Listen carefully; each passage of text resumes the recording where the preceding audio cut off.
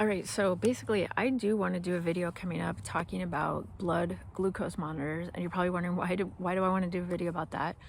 This channel is usually about car camping and going on trips and whatnot. So blood glucose monitors don't have much to do with that. Now, I have talked about losing weight on this channel, and so yeah, it does sort of like play into my health and some issues that I've had with my health. So the main thing I just wanted to say before I actually like make a whole video and show you the monitors and how to use the monitors and everything, um, some of the things I've talked about on this channel is I am 5 feet 5 inches tall. I am an older lady. And about a year ago, I weighed 250 pounds. And it was my decision to start taking a medication called tirzepatide, which is sometimes prescribed to people who have diabetes or prescribed for weight loss. And at the time, I was told that I had pre-diabetes. So even though I did not have diabetes, I had pre-diabetes, and I definitely did not want to progress into diabetes. So that is one of the reasons why people might use a blood glucose monitor, is because they have diabetes. But you can also use one. You do not need a prescription for it. They're sold over the counter at a drugstore, and you can test your blood glucose, and that is where you can kind of see if you're falling in that range of someone who does have diabetes, or if you're kind of in the pre-diabetes range. The monitors will usually give you a guide as to what is considered a normal blood glucose and what is considered high. And so, of course, it all depends on what food you're eating. And so that's why when you use the monitor to test, usually, you prick your finger and you test a little droplet of blood.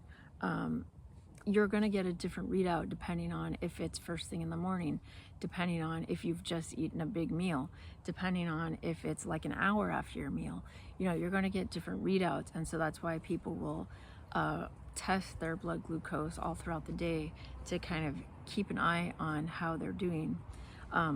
But before I get into all of that, I wanted to say, so when it was a year ago and I was told I had pre-diabetes, I just want to say that is not the first time I was told that. In 2016, I was, like 10 years ago, I was told that I had pre-diabetes. And at that point in time, I only weighed 180 pounds, not 250 pounds. And so when I was at 180 pounds, the doctor basically had told me that you have pre-diabetes, you have high cholesterol, and basically they just told me to like lose some weight and I should be fine. And that was it. No medication was given to me. No real guidance was given to me as to how I should lose that weight, meaning how many calories should I eat each day, what sort of like proteins or what food should I avoid. So basically it was just kind of like lose weight and you'll be fine.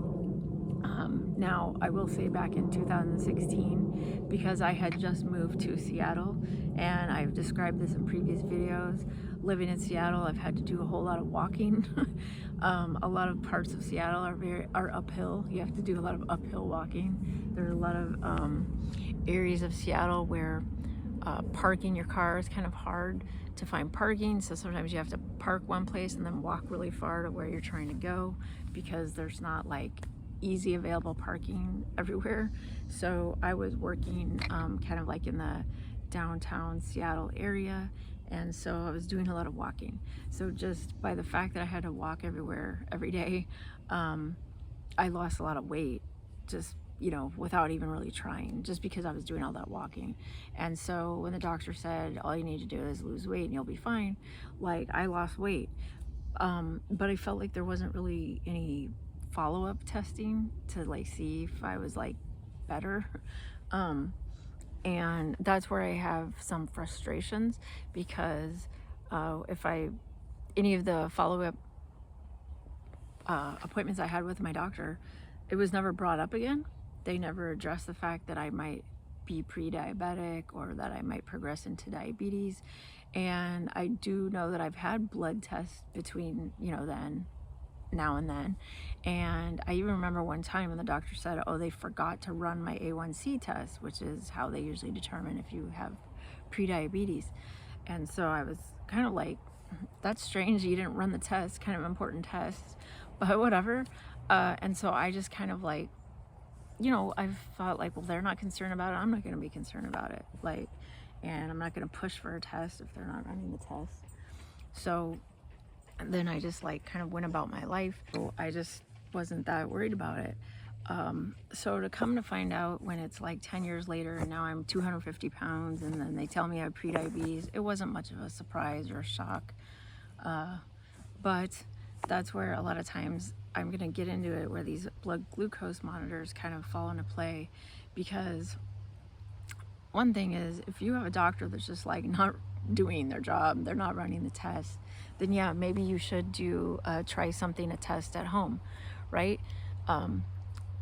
That's one thing. But also because I had it in mind that I knew that I was falling into these high blood glucose ranges.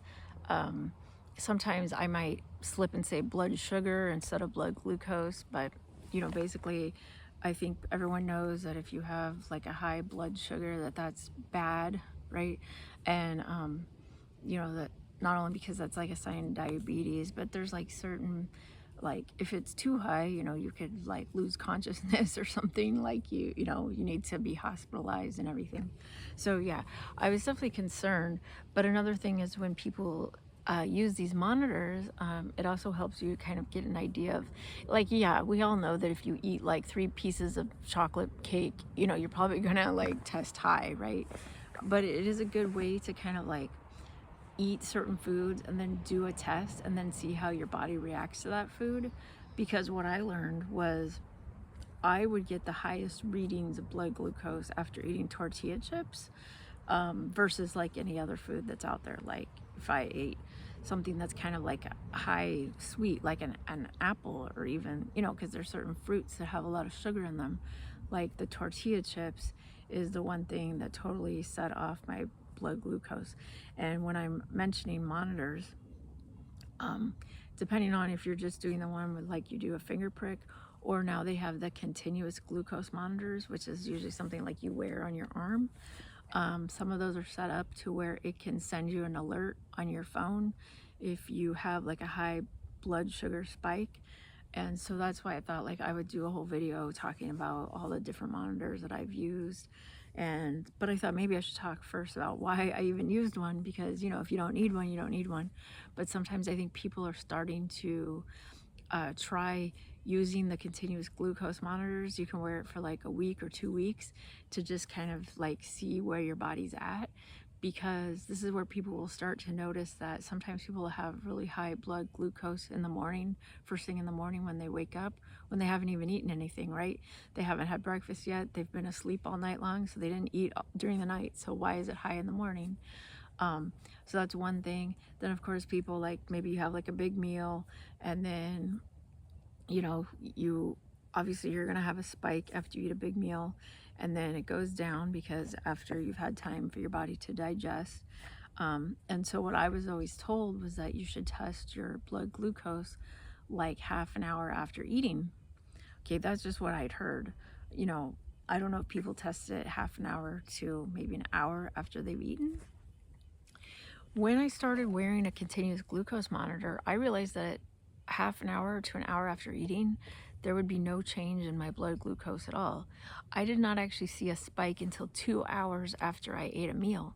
And that was just like what was normal for me. Now, if I had been using like a finger prick test and just doing like half hour to an hour after eating, I'd be like, oh, my blood glucose is normal, nothing to worry about. And then not even realize, after having worn a continuous glucose monitor, a CGM, on the back of my arm, after wearing one of those for a couple of weeks, I realized like, no, there's like an extreme spike that would happen like 2 hours after I would eat.